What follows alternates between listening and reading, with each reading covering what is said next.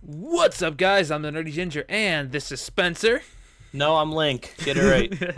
He's got I'm a Link. So, No. guys, if you're watching this, that means that we have officially hit 10,000 downloads on MinecraftMaps.com for And it's The Legend of Zelda: The Star Crystal, our only passion been out for project. about 2 months too, which is crazy. Yeah, so what we wanted to do, just as a way to thank you guys, is basically just kind of fly around our map and just kind of discuss the history of this. Yeah, which is probably where you're gonna click off because you don't like history. We're just gonna kind of discuss like the But history. please don't. Just kind of discuss the creation process, maybe what inspired us, and For some years, yep. I hope for some of the, if there's any of you guys out there that were like super into this map, I hope that you guys will find this interesting. And here's another thing. I'll put it at the. I'll say, we'll have a special surprise for the end of the video. Yeah. So stay and watch. Okay. So as you can see, here we are. We're in Teslon. This is where it all began, with a house that Cool Snap Andy built. Sadly, it's not here anymore, but it was in this. I think it was right around here. He just kind of built a house, and then I kind of started building For no off of reason. it. Just a random house. Yeah, that was like the original player's house. It was really small, and I made a bunch of the other houses, but I'm not a good builder, so They were all square, rectangular, and made out of oak wood.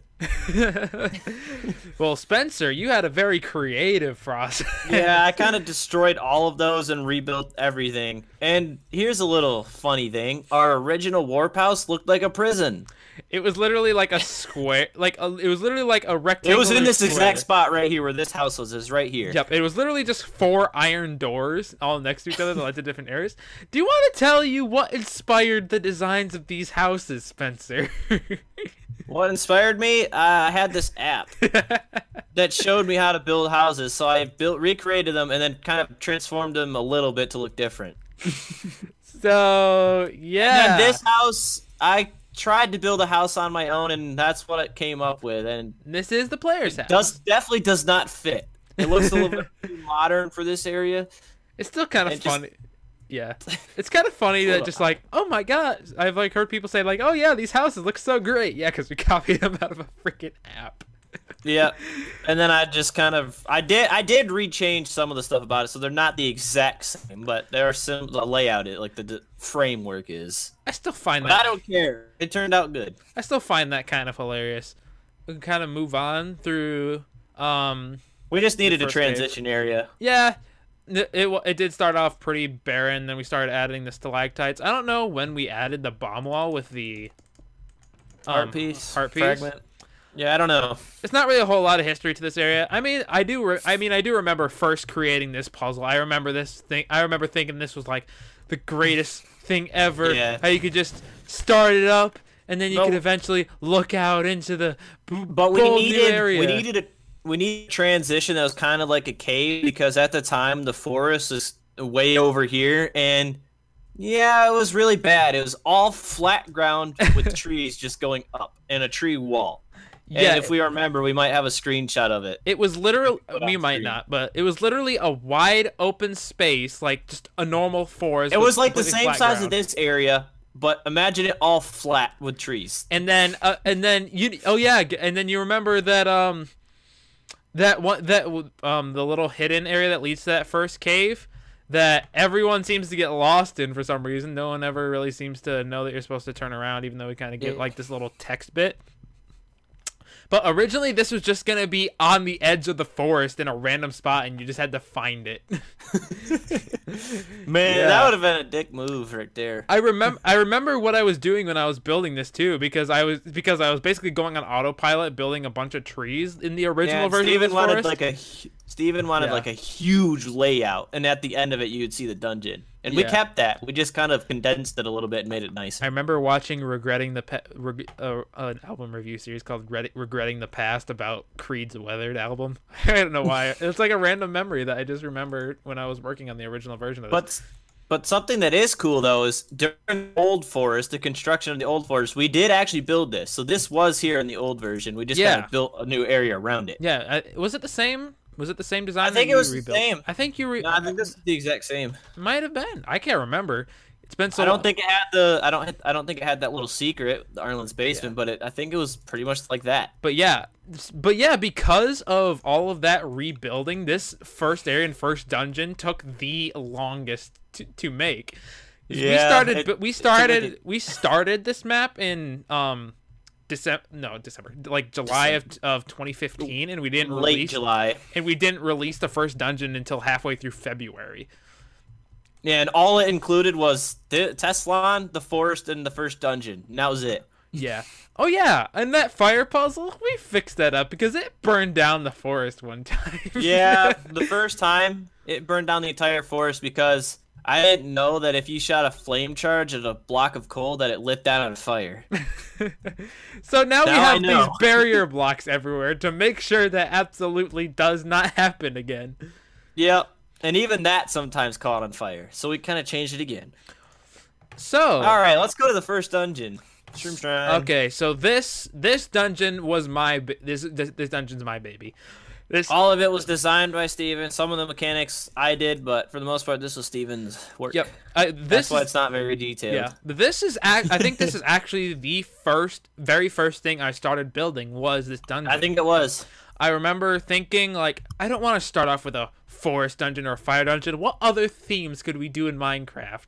And mushrooms. And then I was thinking about those bouncy mushrooms from Mushroom Gorge and Mario Kart Wii. That's where I came up with the whole bouncy mushroom concept. And we kind of don't have the slime blocks anymore because they broke a lot. Yeah, I think at 1.8 or 1.9 they changed redstone speed, so it's a lot harder to, like, because it was originally just a pressure plate, and then you'd have to run. And the slime blocks would bounce you up, and then we just kind of changed it to levitation commands, and it was a lot easier to use. And actually, what's kind of interesting about how we started this map, we pretty much started it. Me, Steven, and Nick all started immediately working on dungeons. Because that's the fun part. Andy made a giant block of stone and blew it up and was going to make a cave dungeon, and then kind of didn't and made a house. And then Matt was working on a shadow temple, which that never happened. And then Don made 300 tall block walls. 300 block tall walls. He just wanted to make it like freaking big. That was going to be the water temple, and I'm sure you couldn't realize he was the original designer for that. But then he gave up. That could have been bad. And by the time the first update was out, they had all kind of quit except for me, Steven, and then Nick. Even Nick kind of dropped out a little bit, but he was still a little more active than everybody else. We'll talk about that a little later. But I don't know if you can notice the inspiration for the main room, but I was definitely thinking of Dodongo's Cavern from Ocarina of Time with this big room and then the 4 main rooms leading off, and you could see the entrance to the boss room across. I always thought that was a really cool setup for the dungeon. I still think it's cool because you go inside the giant dinosaur's mouth. But yeah, just the main structure of this room is where I was thinking of, and I'm honestly really proud of this dungeon because I know a lot of our other dungeons kind of definitely have their ups and downs, but I think this is just like a very well designed and well paced first dungeon. Right. Like, and if you continue. Yeah, I was gonna say because it starts off basic, like you kind of get into the basics, and this room was inspired by a room in Skyward Sword where you kind of like. Where you push a block off of the top platform and you can stand on it and then spin the eyes around. Remember that room at all?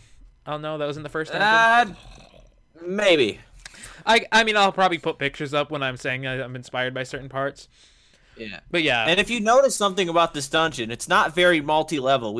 Most of our dungeons, aside from the ones Nick helped with, are all 2D. Based off of like the retro Zelda dungeons. We played a lot of. I've played Oracle of Ages and Oracle of Seasons are like probably my favorite Zelda. They might be my favorite Zelda games. I'm not sure. Right. But I am inspired by those. I think I like Ages a lot.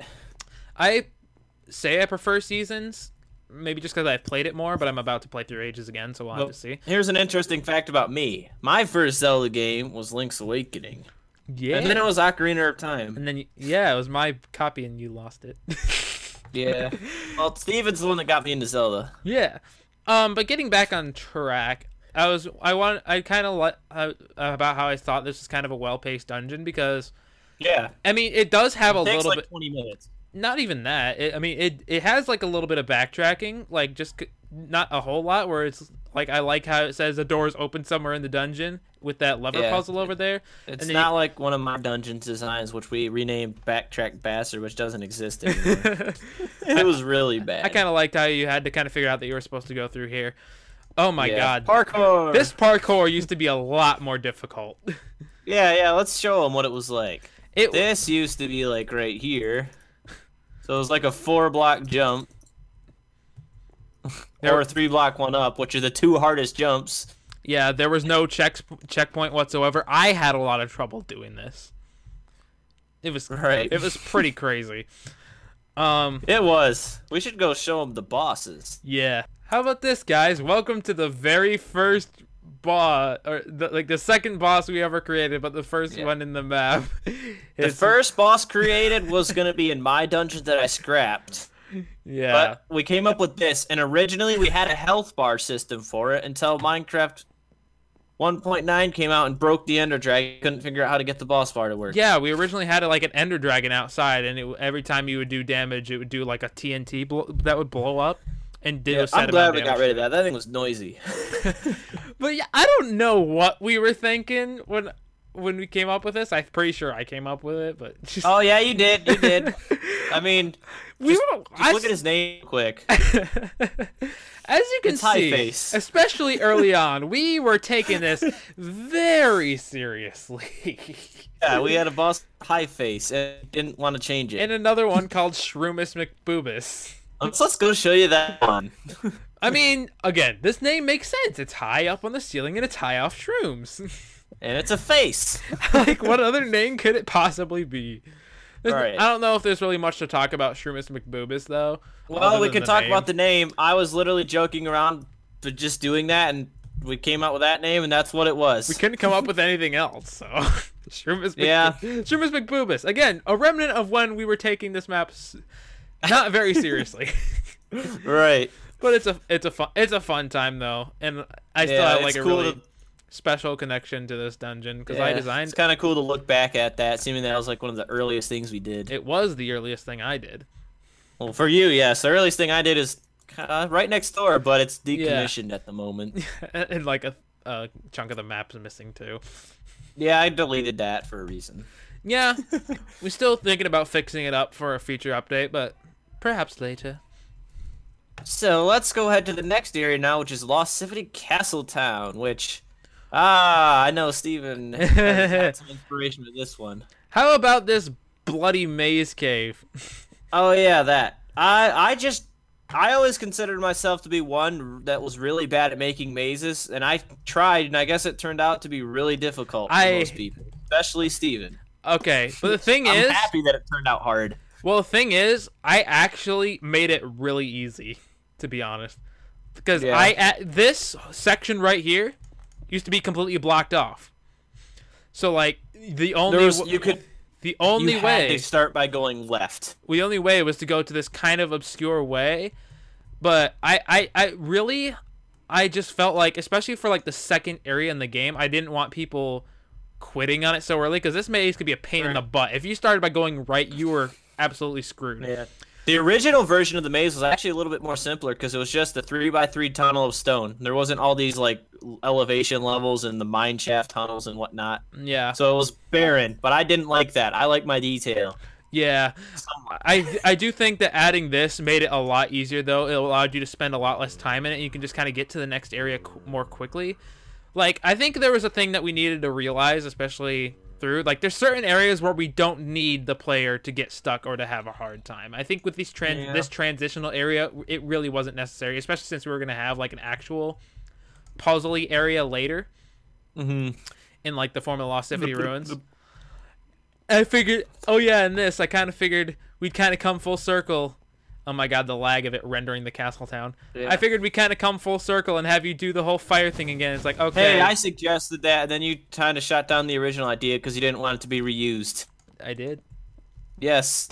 I don't remember this. Originally, you said you didn't necessarily like the idea at first because you didn't want to have like a reused puzzle. It wasn't that, I don't think. I think what I was against was...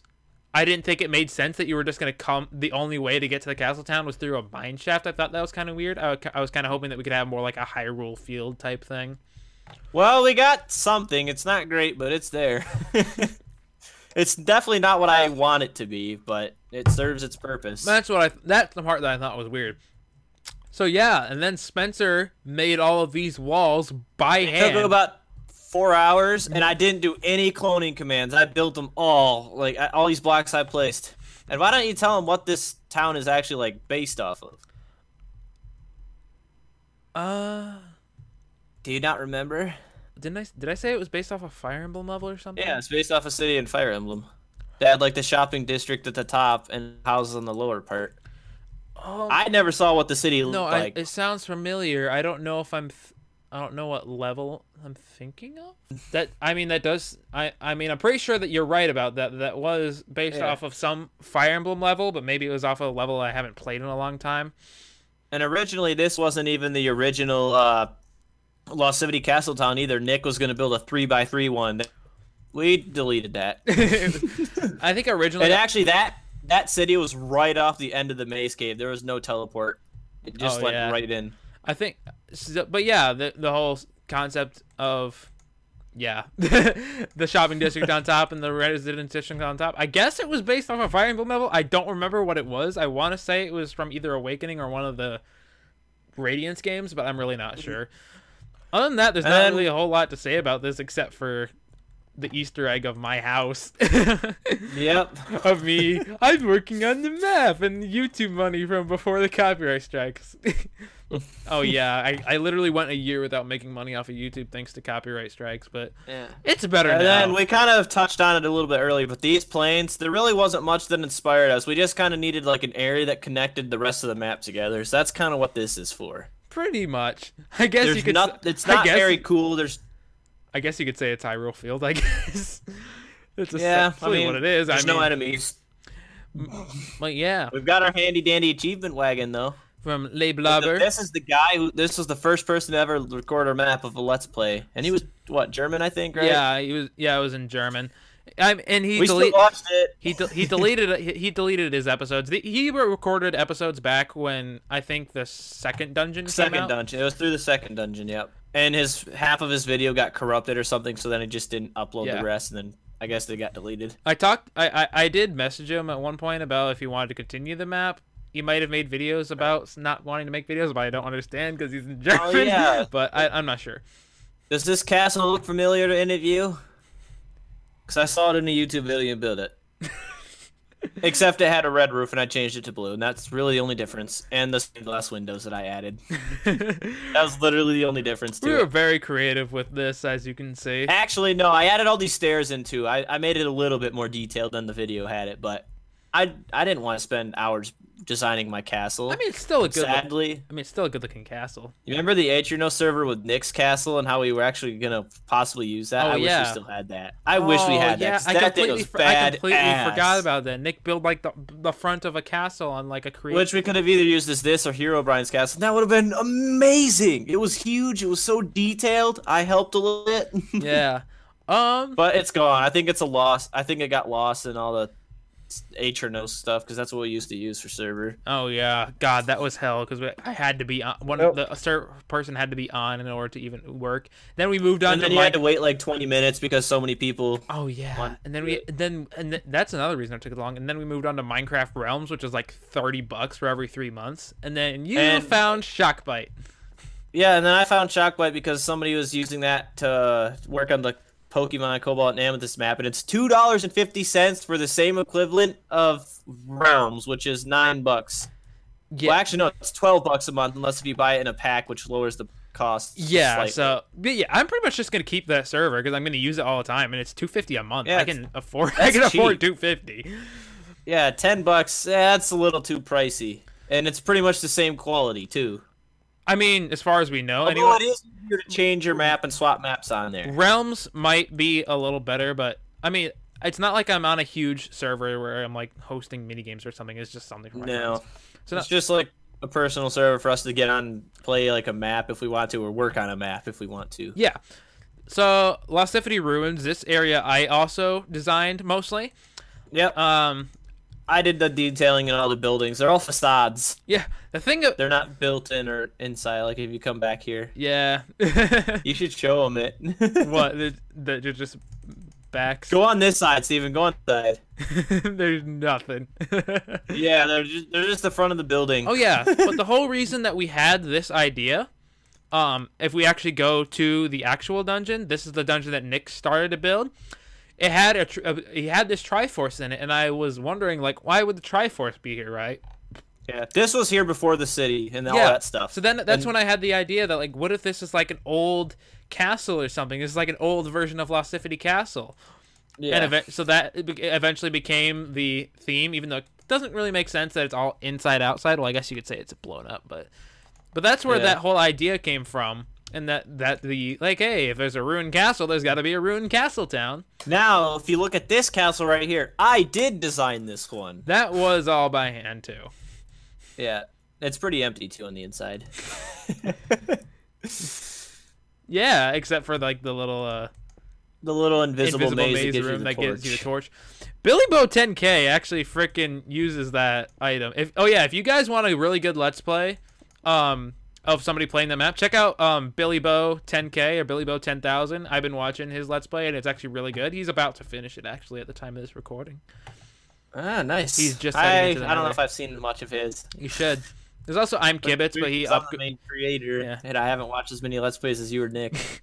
But yeah, there's I'm Kibitz as well. He does a good Let's Play, but he doesn't upload. I like him just because he has a little bit of humor to it. Yeah.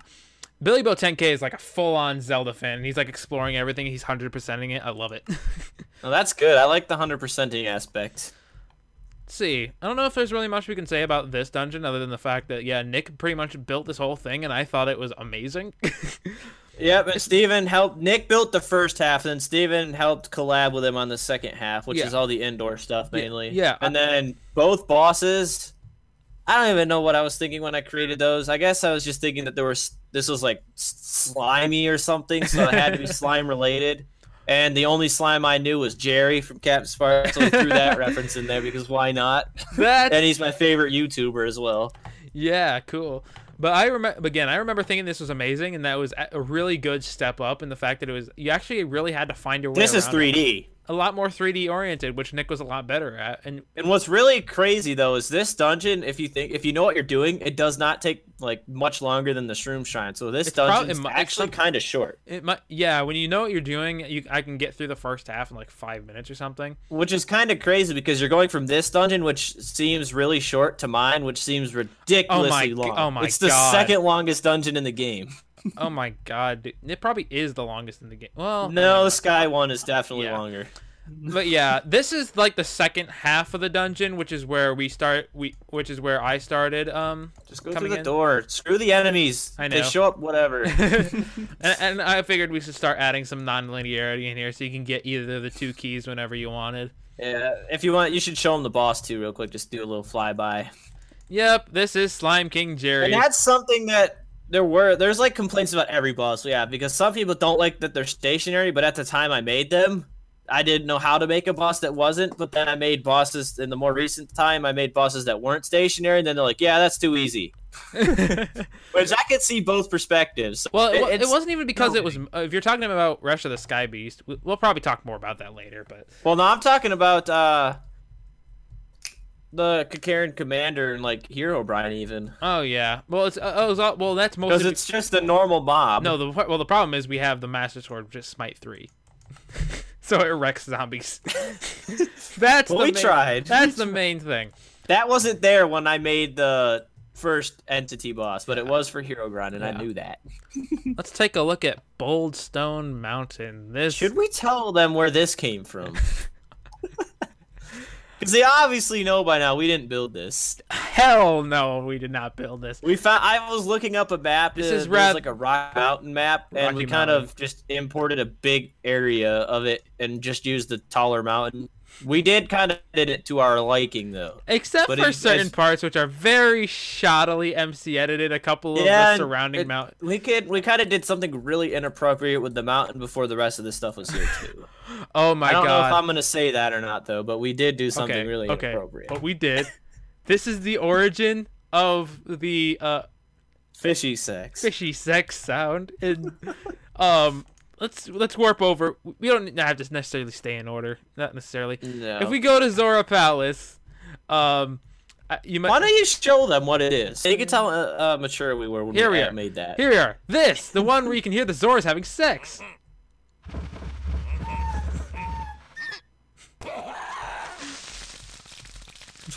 What this started as was a dick on the side of the mountain.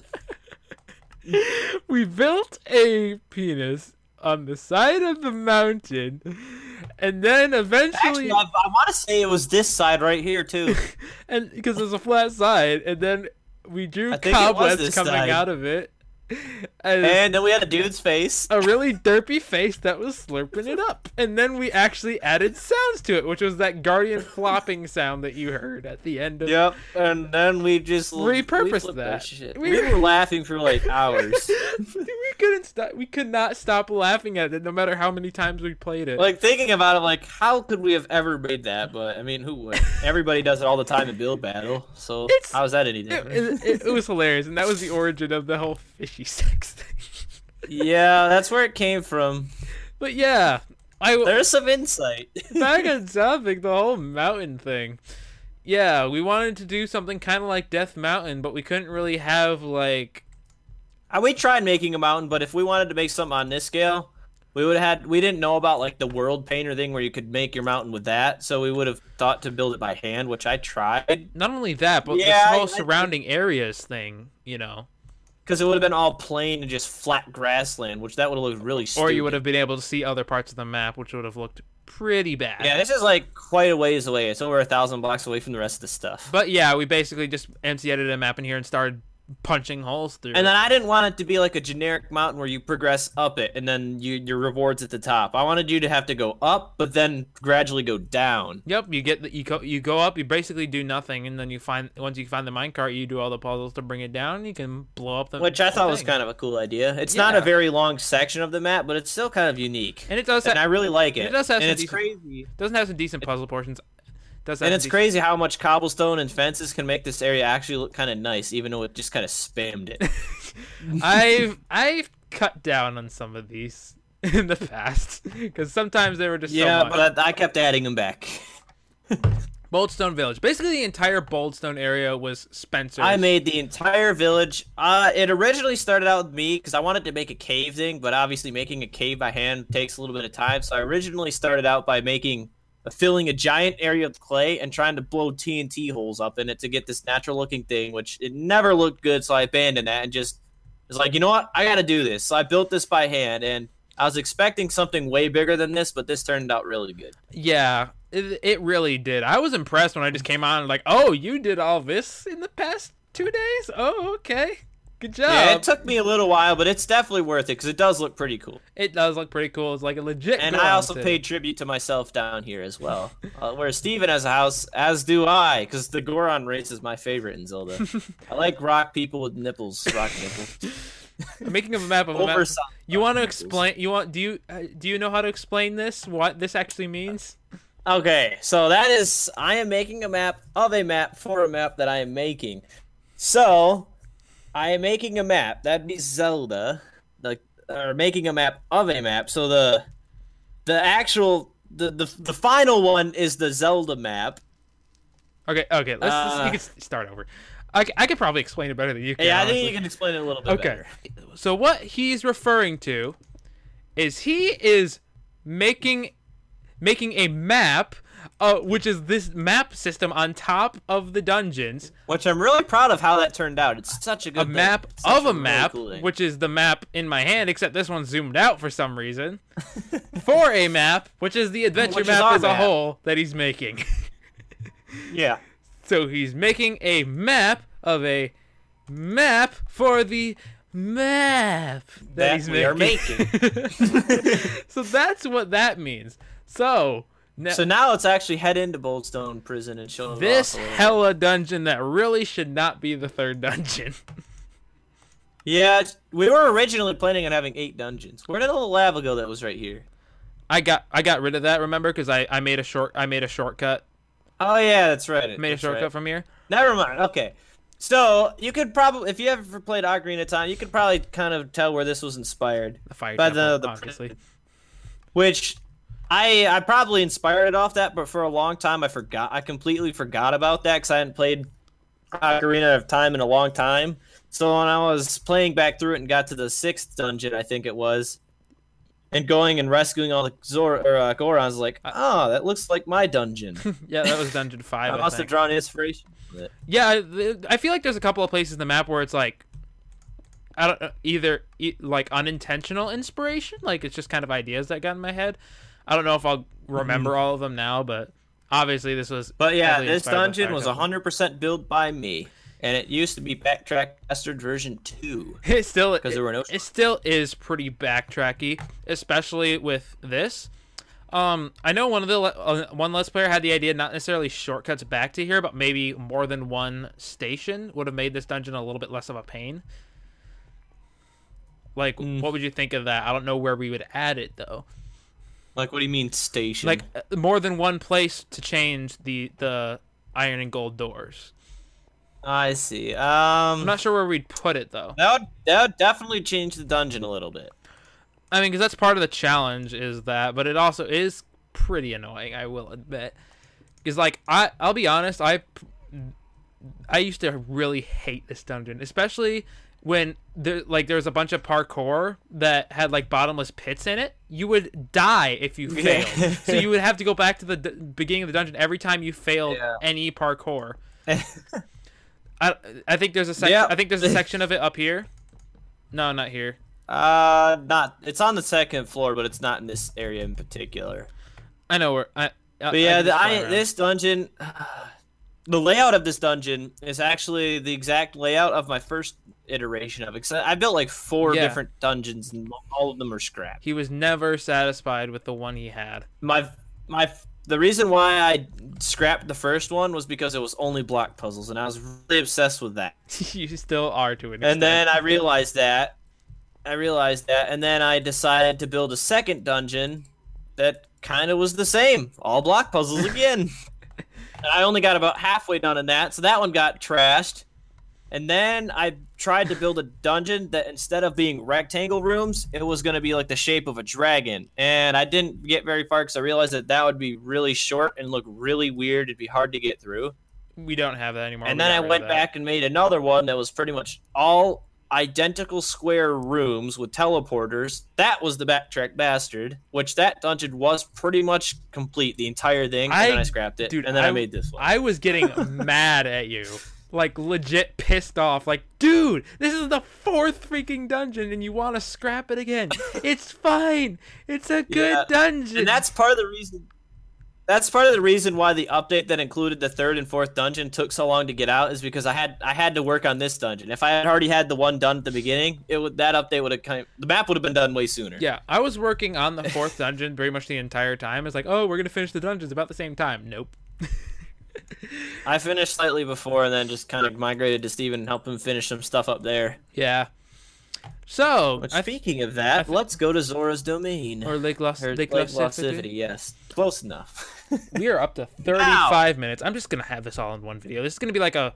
This is going to be like a freaking video that I would just listen to like while I'm doing something else. You see this giant lake here? This was a giant TNT hole. Of a TNT hole that I made. I think this was... Did we even intend for that to be anything, actually? Nope. I just kind of blew the crap out of a hole in the ground. And then we just came back and we were like, we need a lake. And we just kind of filled it up because it was already here. I decorated it so it didn't look like a TNT explosion. There's Billy Bo still kind of nitpicks it a bit. He's still kind of. And then down, you might want to get night vision or something, or water breathing. But down where the obelisk is, I'm gonna go rob the grave. Yeah, and then down where the obelisk is, that huge cavern, that was also a TNT hole. Which that one I think where I was trying to make the Goron city. This one was just me dicking around with TNT. The other one I think had a purpose, but then I gave up. Yeah, this area, we kind of intentionally wanted to make it pretty short because I thought like the last section had a lot of, I don't want to say filler sections, but non-dungeon portions. I kind of wanted to cut out some of the fillers. So like this whole area will probably, like after Boltstone Prison, you could probably get to the next dungeon within the next 15 minutes maybe. Yeah, because really all you have to do is go solve a riddle, come here, go down, talk to the king, go up, rob the grave, then go back down. Oh yeah, speaking of the riddle, that is one of my favorite puzzles in this entire map. Yeah, tell them where that came from. That was this is one of the few inspirational pieces that I've gotten from the DS games in the Phantom Hourglass and Spirit Tracks. I think it's mostly from Spirit Tracks. I'm not sure, but I know there was a lot of points. There was a couple of points in that game where you had like a bunch of statues in an area, and you had to write down, like you had to kind of write down which ones were a character in a story or something along those lines. I'm not sure where it is, but that's where I came up with this. And I'm honestly really proud of that because I have had somebody specifically say like I love this riddle with the heads. You wanna show them all the redstone involved? Whee! There it is. It's actually not that bad. I mean, it's only for the 5 characters that are actually in the story. Yeah, and then the rest of the wiring is here so that if you flick the wrong lever, it deactivates it. So you have to have the right 5 flips. So you can't just flip and guess. Or if you can, it'll take you. I don't know how many possibilities that is, but that's a shit. Yeah. It's definitely probably over 1 billion different combinations. Probably well over 1 trillion, I guess. I don't know. I'm not into the probability like that. This area also had like a lot of story to it. We made Atlantis. It had a lot of story to it, like with the whole the Zora King. I worked. We should probably say this now. This video probably contains spoilers. The whole Zora King and his dead wife thing. I tried really hard to make that stuff as emotional as possible, but then I see people like, I don't need to read this. This isn't important. Yeah, you want to know where we got that from? Yeah, it's like the opposite in Twilight Princess. Oh yeah, right. The dead queen in Twilight Princess. I forgot about that. I think we kind of based it off of that. Yeah, we were very original. Except we made a very unique Zora City because it's nothing like they have had in any other Zelda, except for maybe Breath of the Wild, which is way better than this. It actually is a lot like the Breath of the Wild one. Of course, this was made way before Breath of the Wild came out, or even was remotely related to what we had, and now it teleported Spencer. Hey, you're invisible. But yeah, this is the closest one to Breath of the Wild, because all other ones, they're usually just living in like a cave with a waterfall, like Ocarina of Time. It's just a cave with like 2 little pathways leading off of it. This is still kind of weird. I don't know if it's super Zora-like, but it's different. I don't think it is either, but it's cool. It's different. It is. Not much else to kind of say about that. No, but we can head on into the obelisk. Go into the 4th dungeon that you need. Even though Steven's dungeon's only 3 floors and an obelisk is usually a giant tower thing, so that's really it's like, but we needed something. Billy Bo's all like, "Oh, I bet this dungeon's super vertical." We came up with the name after. Yeah. And honestly, I wouldn't mind having a more vertical dungeon, but a little late for that now. Oh yeah, another way I kind of wanted to change the pace of it is that you get the dungeon item basically right away in this. It's the second thing you do. Yeah. You can go to the left, flick a lever, or you can go straight, kill some enemies, and get the hook shot. And part of the main reason was because which the clock is off, so it's not gonna teleport you. I think the main reason was the hook shot's a freaking awesome item, and if we were able to get this soup really early, it would open up a lot more potential for puzzles and give me a lot more ideas. Joker for showing us the concept. Yeah. Because we didn't know how to do it prior. The only thing I don't really like about this dungeon is there's a lot of parkour. Like, yeah, that's your fault. Yeah, I feel like I was kind of running out of ideas after a while. It can be hard to come up with unique puzzle ideas. Especially since I'm trying not to make it as dickish as the water temple. But this dungeon really... Okay, but actually people had a lot of... People actually found the actual puzzle parts of this to actually be pretty difficult. Which is always... what about my water puzzle? Because I don't think that's difficult at all. Not really. I mean... I wish it was harder, but that was like my favorite puzzle that I always liked when I found it in an adventure map. I was like, yes, I love this puzzle. Yeah, the timing puzzle, I did make this one a little easier. I did actually did what I said I would and actually make the color coding more obvious because the colors were kind of random, but now I made it like colors of the rainbow, so it's kind of easier to follow where you were supposed to go first. Yeah. I think for a while it was easy. I think for a while somebody actually was able to like glitch their way up here, but then they added barriers. Sorry. And that's kind of how our bosses happen too. Some of the later bosses, we were just kind of out of ideas and just needed thing. The bosses were definitely our least. Well, I hardly did any work on the bosses. Well, I just activated it. I hardly did any work on the bosses though. He may have came up with some of the concepts of what they wanted to do, or maybe even what it was, but then I basically built everything. That was my least favorite thing. Because there were some times where I literally procrastinated. I mean, look at this. Look at this is all command blocks, by the way, not TNT. Yeah. It was interesting to come up with a concept. I think this is kind of a watered down version of what I originally had in mind. I think we wanted like these moving tentacles and stuff, and it just would have been a little bit too complicated. We could have had like a 2-frame animation or something, and I was gonna have it be like you'd surround it, and you'd have to cut all the tentacles off, and it's kind of, again, a watered down version of what I want. I still really like this boss. It's probably still one of my probably top 3 favorite bosses. But yeah, that was the thing I looked forward to the most, was building a boss, just because so much commands and testing have to go into it to make sure it works 100% and how you want it to, and that there's no way to exploit it. Bosses broke a lot. Yeah, the worst one was either Herobrine, definitely, or Jerry. Jerry had a lot of problems with some of the text at the end of it. I mean, that's just grammar stuff, though, so that's not a huge deal. Well, no, it wasn't grammar, though. Like, the text would glitch. It'd get stuck in a text loop. I don't know what Will do, friend. Explain to them what this cactus represents. I know we've already done that before, but do it again. I don't know what we were thinking, but I originally was going to have it do an attitude adjustment. Like John Cena's finishing move. I actually want to show you guys, if I can get it to work real quick. I want to show you guys one of our possible, like, it was an idea we had for the sand dungeon as a dungeon item. You would have a bow, and when it hit a jack-o'-lantern, it would summon a cube of sand. Ew. But we couldn't figure out how to get it to work as a dungeon item at the time because there's only one bow in the game. But now Spencer seems to realize that it depends on the arrow type. If we had a different arrow type, then it would be able to work. Actually, earlier today of this recording, I made that. I used spectral arrows, and it works good. Yeah. So maybe, if the off chance we ever do a future map, maybe you'll see it there if we remember about it. I doubt it, though.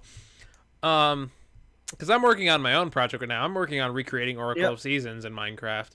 And that's just... I really am not working on much at all. Maybe occasionally helping with that project. You should. That's Steven's. You should, though, because, I mean, you don't have to think too hard about it, because you're just kind of recreating, right. So it's kind of something I can just chip away. I can just chip away at that in my free time. I have to take time to design this shit. Speaking of which, I took a lot of time to design this area. Another thing about... Yeah, I wanted this to be the most puzzly area, which is why you're going all over the place. It's also the largest.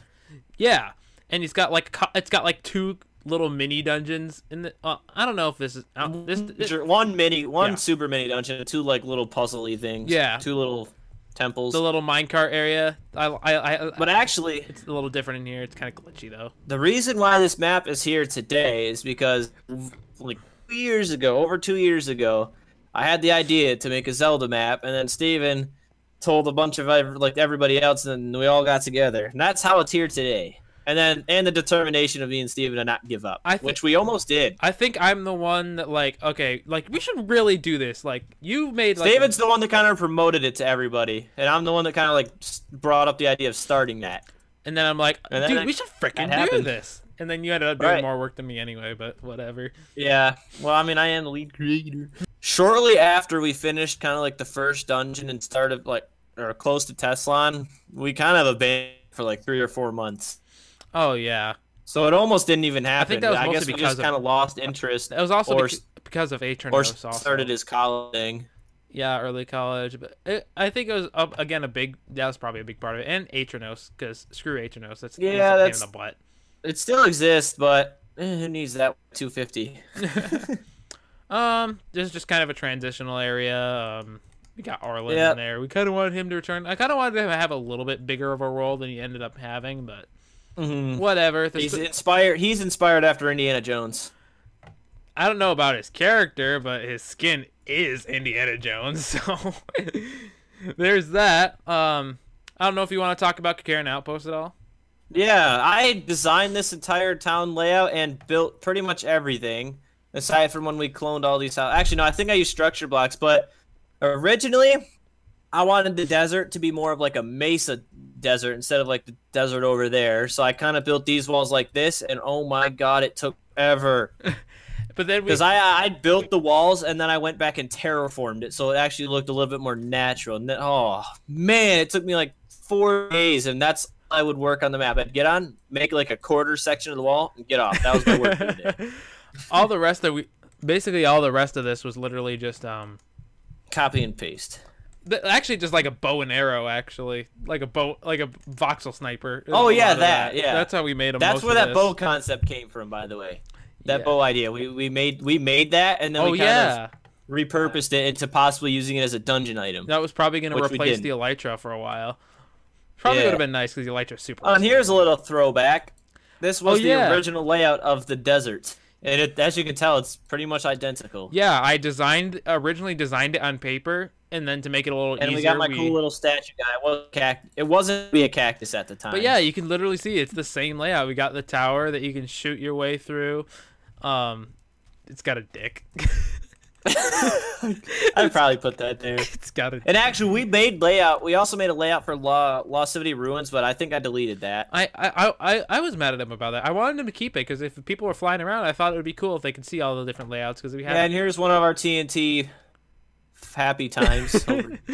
Level 5, Forbidden Tomb. You're not going to show them the outside of the dungeon and how crappy it is? There's not much to it, so... Exactly, that's the point. It's very lame compared to the other ones. So this dungeon, I fucking love it.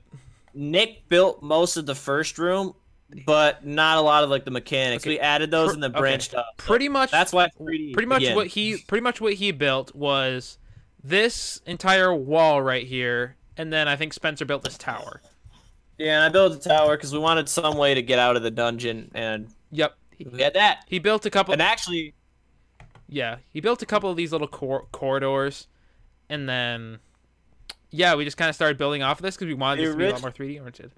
The original idea I gave to Nick about the dungeon was having multiple towers in the dungeon and it being more of like an open room, so you could like find your way up these towers to elytra down to other parts of the area, so you could kind of get around. So my idea was there would have been way more towers. Well, considering how exploitable the elytra has been in this dungeon, it's probably for the best that it wasn't like that. I like how this turned out though. Sadly, something I noticed is where's the lever for this? So yeah, sadly a problem with this that I noticed in a Let's Play is that even though you're supposed to get all 3 levers, what somebody ended up doing was just elytraing over to the tower so that they could literally skip all the way to the next part of the dungeon with an extra key.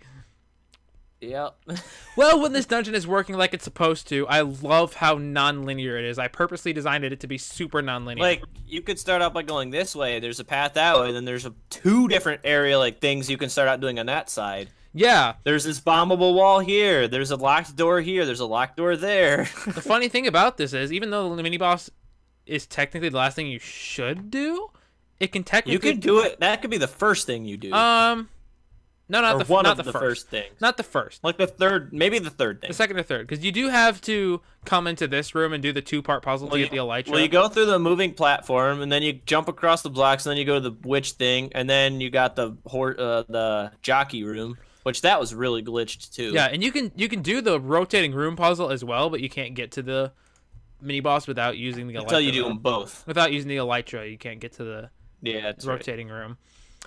But yeah. And you can do that in most of this dungeon in almost any order you want, which I'm really proud of myself for doing. The reason why this dungeon is particularly longer than other, because it has a whole nother section that adds like a whole nother like half hour onto what this was, which is already almost an hour. Yeah, this dungeon is a little bit overlong. This dungeon is a little bit overlong, but this dungeon is a bit overlong, but I think I really wanted to make the sand portion actually like it could have. And look behind you, it's a Mario pipe. But yeah, I really wanted this. I was super inspired by the Palace of Winds from the Minish Cap. I loved that, and I wanted to create something like this. Mm-hmm. And originally, we were going to have an actual separate Sky Dungeon, but everybody else quit, and we just didn't have the time to do it. Or the inspiration, really, or like, want to. Yeah, I feel kind of sad because I really put off working on this, so Spencer ended up building the entire thing. I designed this and built Basically everything. No, everything. I didn't do anything in this dungeon, dude. No, you may have helped with the platform here or there. I did the moving platforms. That's all I did in here. I didn't. Well, here's the thing, though. This actually didn't take me that long to build, because there's really not that much like redstone up here. A lot of it's just cloning commands. Well, that and you also didn't have to build walls or anything. At least for the most No, part. I just had to build towers. So it only probably took me like a week total to build this, aside from the boss, which I procrastinated for like another 2 weeks, and then took another like few days to build that, and another 3 weeks to test. Yeah, one thing nice that I did add though, oh shit. Oh, yeah, that's something. If you touch berries, you die. That's so you don't have to fall all the way down. But I did actually add, after you beat the Vexes in this room, it does actually spawn a shortcut from this room back to the main room, which really cuts down on the backtracking. And something kind of interesting is if you see where I'm at. I'm up to your left. Off in this direction is actually the water dungeon. Oh yeah. Oh god, I remember how I screwed this up hard.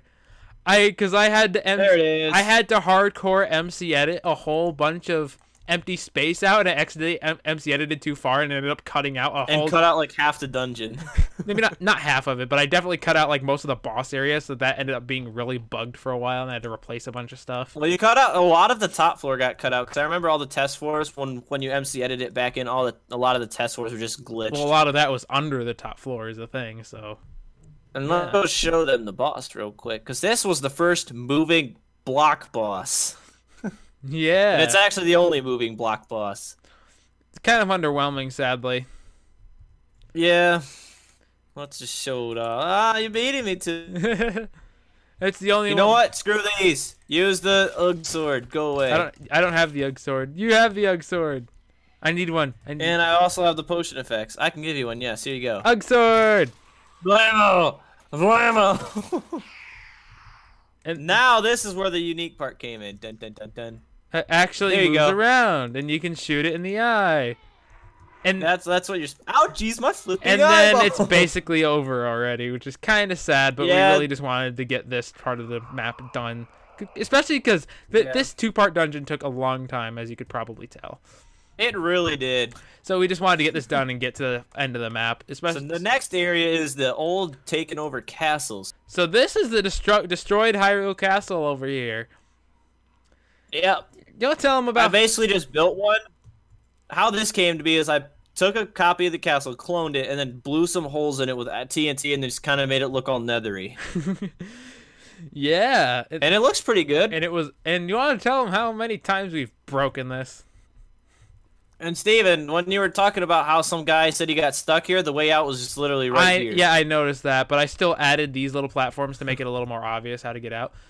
Because we had a major bug. We have a major bug, and it's probably still in the version that's on MinecraftMaps.com because they won't freaking update it. Yeah, because they won't update it for some reason. But yeah, if you die immediately after you go to the 5th dungeon, like if you don't go to any other spawn points, you'll spawn inside the castle for some reason, and I'm not sure why. It's because the Nether portal has a constant test floor running, so it sets your spawn point there. Because obviously you can't set your spawn in the Nether; the beds explode, so you can't sleep and all that crap. So it sets it outside the portal in front, and it would do that. There's no way of getting around that. And it did that during and it did that during the cutscene. But I came up with a fix for it. I think what I did was I put some tripwires outside of the 5th dungeon that set your spawn point there before you even have a chance to do anything that could kill you. But obviously here, if I can go through the doorway right, this leads to the Nether, which, I mean, there's not much to it, really. Yeah, we just kind of found a giant open area and just built off that. Yep, it's just kind of a general little bit of trial, some enemies. Not really a whole lot to say about it, to be honest. No, it's just a typical Nether. Nothing really inspired us other than it's something we needed, so... we needed a lead up to Herobrine, so that's why it's here. Some of the puzzles are kind of unnecessary, which I'm glad we cut some of these out. That we did. And we get to meet our good old friend Repither again. Which is sadly actually still pretty darn easy. You can still hit, I think you kill him with 5 shots from the Master Sword. Well, at this time in the game, you could have the Ugg Sword too. I mean, yeah, but that's only if you do everything. See ya, Scrub Lord. Don't you love that? Yeah. We had I needed to be cringy. Yeah. Here we had all those checkpoints because you can't set your spawn point in the Nether, so we kind of wanted to be somewhat generous with those. Yep. And then we have our before the fright. Then we have our hellish final dungeon, which we have the original layout for it too, but it's way different than what the dungeon actually turned into. Yeah, I'm in game mode 3 by the way, but I could probably go into game mode 1. So I don't think it's obvious enough, but it's obviously inspired by Ganon's Tower and really most final dungeons from The Legend of Zelda, where you revisit old themes. Only unlike those dungeons, these are actually the hardest puzzles in the game, pretty much. Yeah, let's walk them through. I mean, just brutally. I've definitely made a lot of these a lot easier though. This was a giant glass 3D maze with parkour and dead ends. Except by now I've gotten rid of most of the dead ends, to be honest. Oh, what? I know, but they were just a pain in the butt, and they confused a lot of people. And if you can't tell what this block is right here, it's actually a mycelium out of glass. Yeah. Which I thought was a cool touch, because that's kind of what the floor is, and that's what mushrooms grow on in Minecraft. Yeah, look, a guy with mycelium. Look at the resemblance. Yeah. It's hard to tell. But yeah, this is pretty self-explanatory, since all you really had at this point was the ability to jump. That was literally it. Yeah. I think this is like I think the forest portion is more like the most traditional, I would say. Yeah. Most traditional dungeon-y, and just the fact that you're just exploring this big area. And this one, you actually use pretty much all your items, actually. I think you do. You use the rock feather because you have to jump. You use the bow because there's no switch. You use the hook shot right there. You use the torch. You can use the elytra, which was obscure obviously until I guess, and then obviously you can jump. Yeah, I did. Most people figured it out, but I still have it there just in case. Yeah. But yeah, and this is kind of like a tower of stuff in it with parkour and monsters and a maze. Because you can't have enough mazes or parkour in a map. I don't know if there's any particular inspiration with most of these. No, the inspiration came from the dungeons they're based off themselves, because we tried to make puzzles relating to that. Yeah. Like this is like I said earlier, this is based on, in one of the videos, I was going to make a really mean minecart puzzle, and here it is. But you really only need to do this. Boop, boop. I think I've seen somebody solve it with one lever. I wouldn't be surprised, because I honestly didn't think about how puzzles work. I think it's possible it might be possible to just do it with brown, as far it might be. Maybe. I didn't really give it much thought. I really only I built it as I went. I didn't plan it out, because why would I want to plan out something this big? Yeah, you can beat it with just brown, dude. you can beat this with one lever. And I really wanted there to be timing, which, yes, there is timing if you don't solve it with brown. Well, the only thing is brown's the most obvious thing to hit first, pretty much. Yeah. Well, I guess there you go. I don't think we can really change it, though, especially because we had the whole walkthrough episode for it. I don't feel like changing it anyway. So, yeah, you can solve this with one lever. And in the walkthrough, you may have noticed that there was something here. It's not here anymore. It was a part that I designed where you had to constantly switch back and forth all these doors, which kind of like the block puzzle switch. Yeah, but the problem with it though is there was a lot of potential to get stuck in there. If you like shoot it and then go behind the door, you could easily get stuck in there. So they just ripped it out, which I'm kind of sad about that, because I like. There wasn't an easy fix, and I think it cuts down and helps to focus on some of the other puzzles, especially because the 5th dungeon and the 4th dungeon ones are so long. Well, technically the 4th one, by like content, is not very long, but solving the puzzle is what takes the time, because it's one puzzle. That's it. Yeah, kind of like the other one. Except this one, you don't flip one switch. You flip multiple buttons.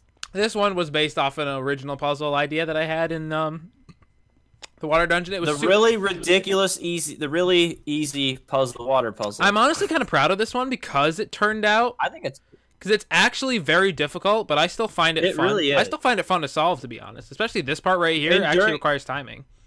During testing, when we tested the map, I always skip this because Steven built it first off, so he knew more about how it worked. Second off, I didn't know how to do it, so I just didn't feel like wasting my time trying to do it. It actually did break a lot, though. There was a couple of parts where it would get stuck. It was super buggy. But I eventually got it to a place where it could work, and I'm still really proud of how it turned out, to be honest.